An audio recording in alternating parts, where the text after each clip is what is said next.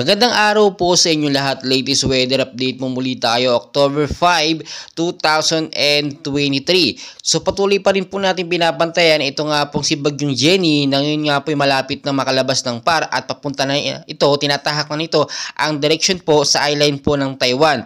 So ang bagyo pong si Jenny ay muli pong namata na may estimated pong layo na 140 kilometers north of northwest of Itbayat, Batanes po yan.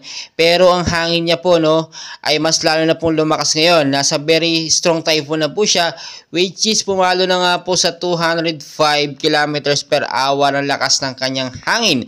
Malapit pa rin po sa sentro na may bugso pong pumapalo sa 215 kilometers per hour. Pa northwestward pa rin po ang kilos sa bilis naman po na 10 kilometers per hour. So makikita nyo naman sa ating pinaka-live radar etong si Bagyong Jenny. Ngayon ipapasok siya sa tinatawag natin na super typhoon category. So sana nga bago siya maging super typhoon ay makalabas na po siya ng Philippine Area of Responsibility.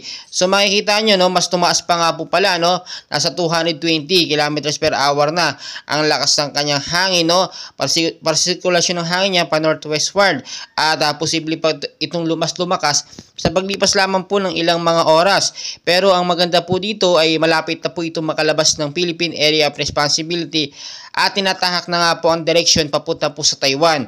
So yung mga lugar po na bahain sa Pilipinas sa Metro Manila, sa Luzon, mag-ingat pa rin po kayo sa banta po ng malakas na pag-uulan, lalong-lalo na po sa Itbayat, Batanes, sa Batanes area, which is nakataas po ang storm signal number 1 hanggang signal number 3 dahil nga po sa lakas ng bagyong si Jenny.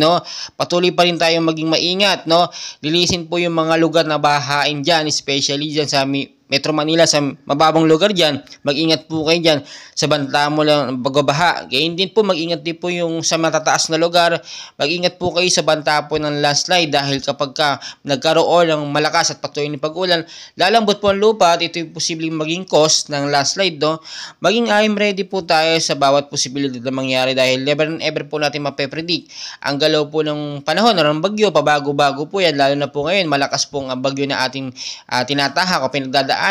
At ang maganda lang po dito ay palapit na po ito makalabas ng PAR. Siguro oras na lamang po ang bibilangin dito ay nakalabas na ito ng Philippine Area of Responsibility. So hindi pa rin tayo pwedeng maging kampante dahil meron tayong mga southwest monsoon or hanging habagat nga po na siya nagpapaulan tuwing hapon at sa gabi. Kaya kung may mga lakad po kayo sa gabi at sa hapon, mas maganda i-check muna natin ang panahon kung maulan ba o hindi, o yung condition ng ating lagay ng panahon, kung yung bagyo ba, kamusta. Check muna natin mabuti bago tayo umalis. So patuloy ko po kayong i-update, and please ako yung nakikiusap, paki-like, subscribe po, and pahit na rin po ng notification bell for more weather updates po para updated po kayo daily. Weather updates po natin. Maraming salamat po.